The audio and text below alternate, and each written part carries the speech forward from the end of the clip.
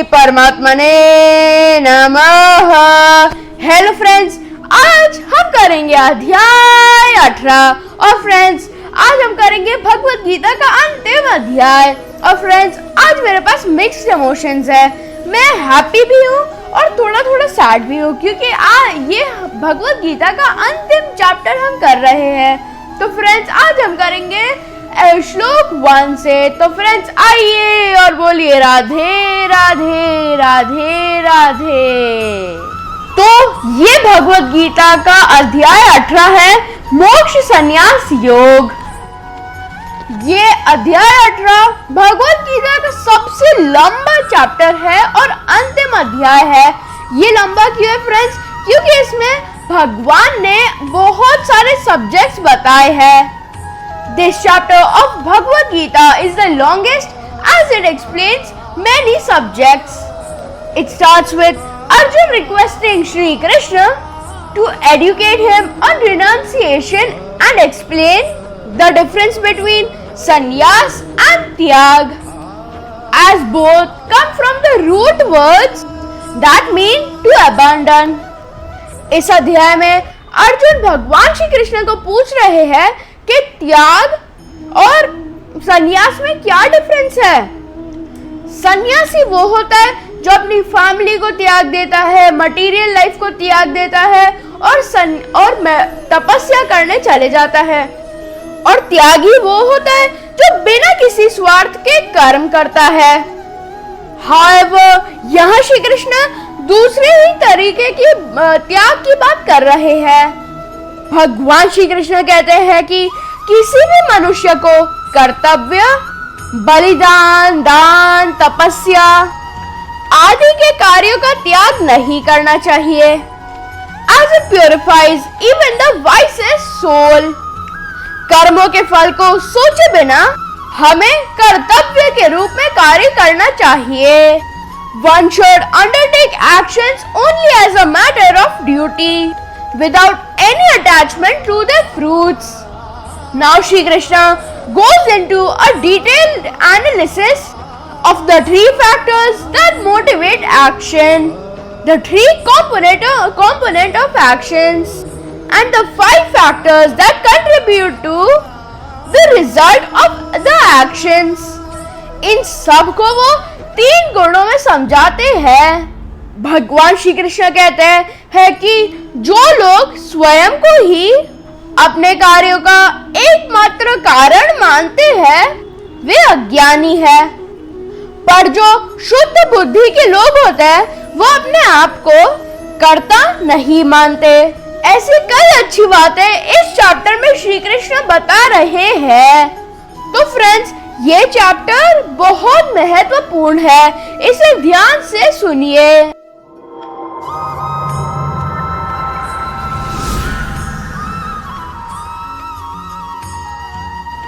श्लोक 1, यहाँ अर्जुन श्री कृष्ण को बोल रहे हैं Keshi Nishudan. It means killer of the Keshi demon. जब भगवान श्री कृष्ण पृथ्वी पे थे तब उन्होंने बहुत भयानक दैत्य केशी को मारा था, who had taken a form of a mad horse and created havoc in the land of Braj. जो हमारी शंका होती है ना friends, that is also a untamed horse that runs wild in the mind and destroys the garden of devotion. जैसे कहते हैं ना फ्रेंड्स, दिमाग के घोड़े मत दौड़ाओ। अर्जुन इस श्लोक में कह रहे हैं कि जैसे आपने केशी दैत्य को मारा वैसे ही जो मेरे मन में शंका है उसे मारिए प्रभु। अर्जुन को पता करना है कि संन्यास और त्याग में क्या अंतर है। और बाद में इस श्लोक में अर्जुन ने यूज किया शब्द पृथक, meaning difference. He wishes to understand the difference between the two terms. Arjun भगवान श्री कृष्ण को ऋषिकेश भी कह रहे हैं। इसका अर्थ है मास्टर ऑफ द सेंसेस। ये टॉपिक भी पिछले कुछ अध्याय में एक्सप्लेन किया गया है श्री कृष्ण के द्वारा। जैसे चैप्टर 5 का श्लोक 13, चैप्टर 9 का श्लोक 28 संन्यास के बारे में बता रहे हैं। जैसे चैप्टर 4 का श्लोक 20 और चैप्टर 12 का श्लोक 11 त्याग के बारे में समझा रहे हैं। पर अब यहाँ श्री कृष्ण उसे एक दूसरे एंगल से समझा रहे हैं। हमें एक ही ट्रुथ कई बार अलग अलग तरीके से देखना पड़ता है। फॉर एग्जाम्पल, जब हम एक गार्डन में जाते हैं और जो उसके अलग अलग हिस्से होते हैं वो हम पे अलग अलग इंप्रेशन छोड़ते हैं, while the entire garden creates yet another impression। Bhagavad Gita बहुत कुछ ऐसी ही है। प्रत्येक अध्याय को एक विशेष योग के रूप में निमित किया गया है। Each chapter of Bhagavad Gita is designated as a particular yog, while the 18th chapter is considered the synopsis। इस 18वें अध्याय को सारांश माना जाता है। इस अध्याय में श्री कृष्ण ने पिछले 17 अध्याय में प्रस्तुत किए गए सिद्धांतों को और सत्यों का वर्णन किया है। After discussing the topics of sannyas and detachment, he goes on to explain the nature of the three gunas and how they affect people's nature for work। इस श्लोक में अर्जुन श्री कृष्ण से कह रहे हैं, हे महाभाव, हे ऋषिकेश, हे केशी निषुधन, मैं संन्यास और त्याग के अलग अलग तत्वों को जानना चाहता हूँ। श्लोक 2, इसमें भगवान श्री कृष्ण कहते हैं, कुछ ज्ञानी सकाम कर्मों के त्याग को संन्यास कहते हैं और कर्मों के फल के त्याग को त्याग कहते हैं। इस श्लोक में शब्द यूज किया है कवियो, इसका अर्थ है लर्न्ड। श्री कृष्ण कहते हैं कि learned people consider sannyas as the renunciation of work. जो मटीरियल एंजॉयमेंट के लिए कर्म के फल का त्याग करते हैं उन्हें कर्म सन्यासी कहते हैं। They continue to do the नित्य कर्म, daily work for the maintenance of the body, पर वो काम्य कर्म का त्याग करते हैं। Work related to acquisition of wealth, progeny, prestige, status, power etcetera, ऐसे कर्म आत्मा को कर्म और फल के चक्कर में बांध देते हैं और वो जन्म और मृत्यु के चक्कर में फंस जाते हैं। इस श्लोक में एक और शब्द यूज किया गया है विचक्षणः। विचक्षणः का अर्थ होता है वाइस। श्री कृष्ण बोलते हैं कि जो वाइस लोग होते हैं दे एम्फेसिस ऑन त्याग। उसका अर्थ है इंटरनल रिनंसिएशन। त्याग का अर्थ है कि आप वैदिक कर्मों का त्याग नहीं कर रहे हैं पर उसके जो फल है उसके डिजायर को त्याग कर रहे हैं। इसलिए the attitude of giving up attachment to the reward of action is tyag, while the attitude of giving up work is संन्यास। संन्यास और त्याग दोनों ही enlighten करते हैं। Now let's see which one Shri Krishna recommends।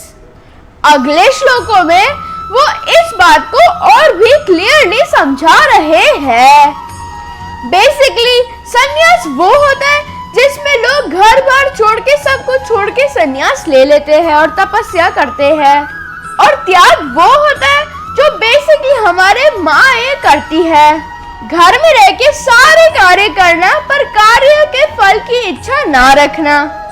श्लोक 3, यहाँ श्री कृष्ण कहते हैं कि कई विद्वान कहते हैं कि सभी कर्मों में दोष होता है तो हमें कर्म को ही त्याग देना चाहिए, और कई लोग कहते हैं कि यज्ञ, ध्यान और तप ये कर्म ही होते हैं तो इन्हें नहीं त्यागना चाहिए। Some people say all the actions should be abandoned because they are motivated by desire, which promotes further transmigration in the cycle of life and death. For example, if someone lights a fire, there's a possibility of insects getting burnt in it. Other learned philosophers, such as those of Mimamsa school of thought, declare that prescribed Vedic activities should never be given up. For example, जो वेद है वो हमें बताते हैं मा हिंस्यत सर्वभूतानि, do not commit violence to any living entity. This is a general instruction. और वहीं same Veda instructs us to perform fire sacrifices. In performing fire sacrifices, some creatures may get killed in the fire unintentionally. पर जो मीमांसा philosophy को मानते हैं वो कहते हैं कि अगर हम यज्ञ कर रहे हैं तो कुछ भी हो हमें उसके बारे में नहीं सोचना चाहिए, बिकॉज वो अनइंटेंशनली होता है, नॉट कमिटिंग वायलेंस. इसलिए जो मीमांसा फॉलोअर्स के फिलोसोफर्स होते हैं वो कहते हैं कि हमें यज्ञ, तप और दान को नहीं त्यागना चाहिए. श्लोक 4, यहाँ श्री कृष्ण कह रहे हैं कि हे Arjun, first you listen to my final truth about त्याग. देयर आर 3 टाइप्स ऑफ त्याग. Renunciation is important because it is the basis for higher life. हम छोटी छोटी कामनाओं को त्याग के ही ऊंचाई पे जा सकते हैं. जैसे भगवान ने बोला है कि त्याग की 3 कैटेगरीज है. उन्होंने इस श्लोक में अर्जुन को व्याघ्र बोला है, जिसका अर्थ है टाइगर अमंगस्ट मैन, बिकॉज त्याग इज फॉर ब्रेव हार्टेड. जैसे संत कबीर ने कहा है, तिह तलावर से जो लड़ाई, सो शूरवीर नहीं हुई. माया तजी भक्ति करे, शूर कहा विष सोई. One is not brave by the virtue of fighting with arrows and swords. That person is truly brave who renounces Maya and engages in bhakti.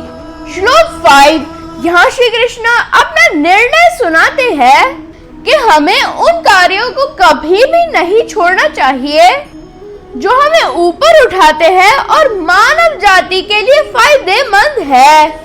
और अगर ऐसे कार्य अच्छे मन से करते हैं पर वो हमें बांधते नहीं है बट स्पिरिचुअली एलिवेट करते हैं.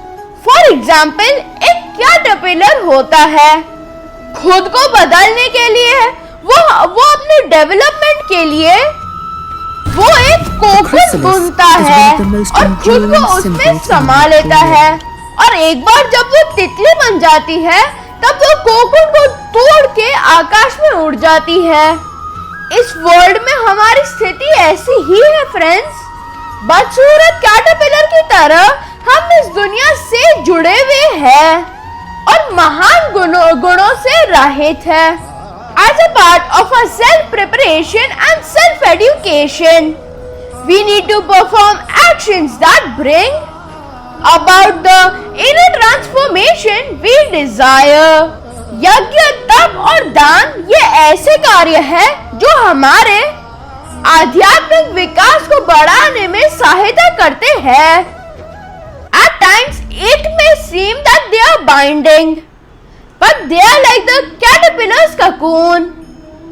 They melt our impurities and beautify us from within and specially help us break through the shackles of earthly life.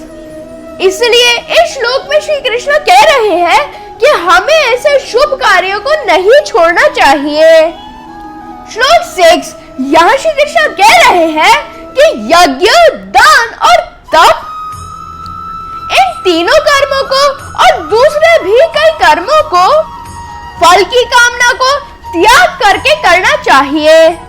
जैसे एक माता अपने सारे सुखों को छोड़ के अपने कर्तव्य का पालन करती है. वो अपने छाती से बच्चों को दूध पिलाती है, बच्चों को नरिश करती है. She does not lose by giving to the child. rather she fulfills her motherhood. Similarly, जैसे गाय दिन भर घास खाती है, पर वो इसलिए खाती है ताकि वो अपने बच्चों को दूध पिला सके. The cow does not become any less by performing its duties. On the other hand, people hold it in a greater respect because ये जो मातृत्व की activities है, the motherhood activities are performed selflessly and they are viewed as sacred. और श्री कृष्ण कह रहे हैं कि this is certainly my final opinion. आपका ओपिनियन क्या है फ्रेंड्स? स्वयं विचार कीजिए. मैं आता हूँ कल. श्री कृष्ण शरणम मम. आज हम अध्याय 18 कर रहे हैं. मैं थोड़ा इमोशनल भी हो रहा हूँ क्योंकि ये भगवद गीता का आखिरी अध्याय है. आज मेरे ज्येष्ठ ने आपको बताया कि संन्यास और त्याग में क्या अंतर है. सन्यासी वो होते हैं जो सब घर छोड़ के चले जाते हैं और साधना करते हैं. त्यागी वो होते हैं जो अपना नित्य कर्म करते हुए बिना फल की आशा करे हुए अपने कर्म करते हैं.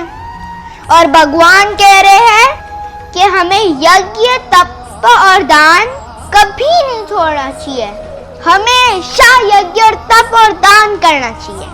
तो क्या आप भी करेंगे? कान में बताना और सब्सक्राइब करो और बोलो राधे राधे.